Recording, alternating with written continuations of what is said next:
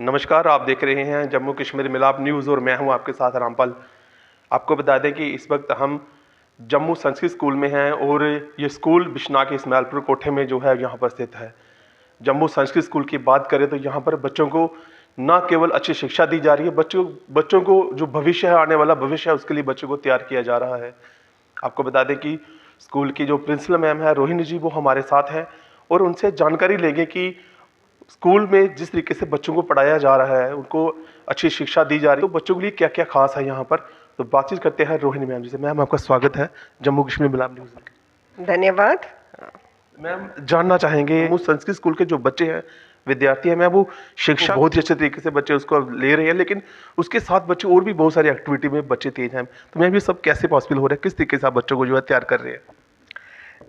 देखिए, जम्मू संस्कृति स्कूल में हमारा जो मेन फोकस है, प्राइमरी फोकस है, एजुकेशन के साथ साथ उनकी होलिस्टिक डेवलपमेंट करना।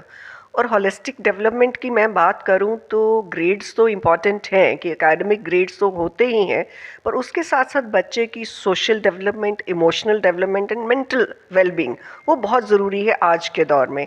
तो हम इन सब चीज़ों को फोकस में रख के बच्चों के लिए different strategies, different types of activities करते हैं ताकि बच्चे इमोशनली, सोशली और मेंटली बहुत स्ट्रांग हो।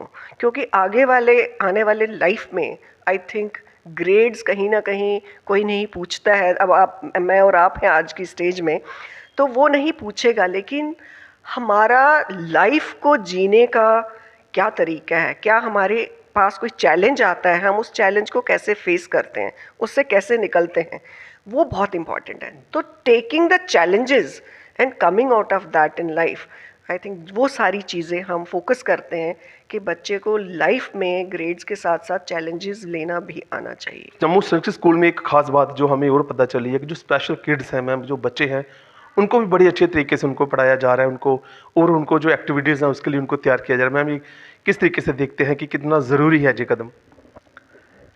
देखिए, आई थिंक जो स्पेशल नीड्स बच्चे हैं उनको भी उतना ही हक है पढ़ाई करने का, ज़िंदगी अच्छे से खुशी से जीने का जितना हम सबको है।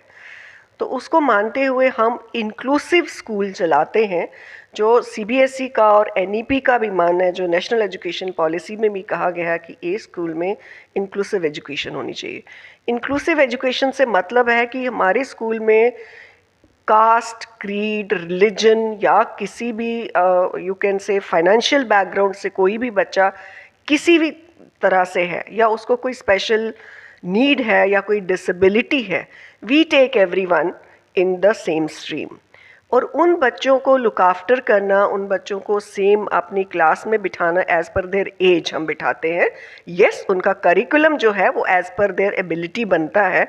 We have around 5 special educators in the school, we have 2 permanent counsellors in the school, जो इन सब को देखते हैं, उनकी नीड को आइडेंटिफाई करते हैं और उसके बेसिस पे हम इनका करिकुलम बनाते हैं।